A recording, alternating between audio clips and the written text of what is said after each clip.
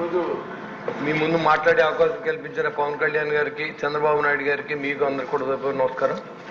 మరి ఈరోజు లిక్కర్ గురించి చెప్తే అది టోటల్గా గవర్నమెంట్కి ఎంత లాభం వచ్చిందో జగన్మోహన్ రెడ్డి గారు కూడా అంతే లాభం వచ్చింది అనే విషయాన్ని మీ అందరికీ తెలియజేసుకుంటా.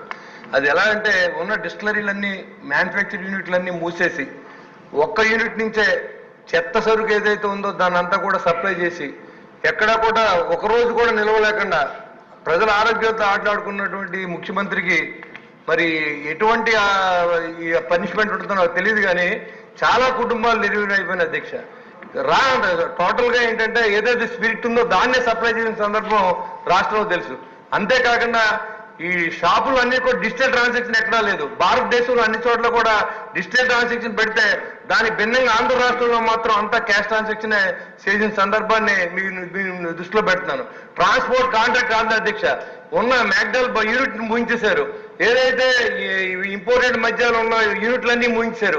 ఒకే ఒక యూనిట్ వాళ్ళ కన్సర్న్లో ఉన్న యూనిట్ల నుంచే మొత్తం సరఫరా చేసి అంతా వాసుదేవ్ రెడ్డి గారు వాళ్ళ మనిషే ఎంత స్టాక్ సప్లై అవుతుంది, ఎంత అమ్ముతున్నారు అనేది కూడా లేకుండా డిజిటల్ ట్రాన్సాక్షన్ ఉంటే తెలిసిపోద్దని అంతా క్యాష్ ట్రాన్సాక్షన్ లో మొత్తం అంతా కూడా జగన్మోహన్ రెడ్డి గారి ఖజానాకి వెళ్ళిందని చెప్పి ఖచ్చితంగా చెప్పొచ్చు అధ్యక్ష. ఎందుకంటే ఇవాళ ప్రభుత్వం చెప్తున్నా సిగ్గు లేకుండా మేము ప్రభుత్వాన్ని నడిపిందే మందు అమ్మన్నారు. అంటే మందు అమ్మి ప్రజల ఆరోగ్యంతో ఆటలాడుకుని ప్రభుత్వాన్ని నడపమని ఎవరు అధ్యక్ష చెప్పారు? అంతేకాకుండా ప్రతిరోజు 8:30 దాటిన తర్వాత ఒక్కో మనిషి ఒక్కో బాటిల్ జేబులో పెట్టుకు వెళ్ళిపోతాడు. ఇంటి పక్క వరకు అమ్ముతాడు. మళ్ళీ మన టైంలో ఏదైనా బెల్ట్ షాప్ పర్మిషన్ ఉంటే ఒకటి ఉండేది అధ్యక్ష ఊరికి, కానీ ప్రతి చోట కూడా ప్రతి సందు కూడా ఇవాళ ఈ లిక్కర్ని అమ్ముతూ ఉన్నారు. పైగా ఓ పక్కన ఎక్కడైనా అమ్మితే పోలీసులు తీసుకెళ్ళి మళ్ళీ కేసు పెట్టి వాళ్ళు జైలు పంపిస్తూ ఉన్నారు అధ్యక్ష. కానీ ఇలాంటి దుర్మార్గమైనటువంటి ఈ చరిత్రలో ఎవరు కూడా ఈ ముఖ్యమంత్రి చేసిన పాత ముఖ్యమంత్రి ఏదో జగన్మోహన్ రెడ్డి ఉన్నాడు ఆయన చేసిన దురాగతాలు లిక్కర్లో ఇంకెవరు చేయరు అధ్యక్ష. ఒక గంజాయి ఆంధ్రప్రదేశ్ గాను, ఒక లిక్కర్ ఆంధ్రప్రదేశ్ గాను, ఆ లిక్కర్ తాగి ఆరోగ్యం పాడుతున్న కుటుంబాల్లో ఉసురంతా కూడా ఇలా తగులుతుందని కూడా నేను తెలియజేస్తున్నాను అధ్యక్ష.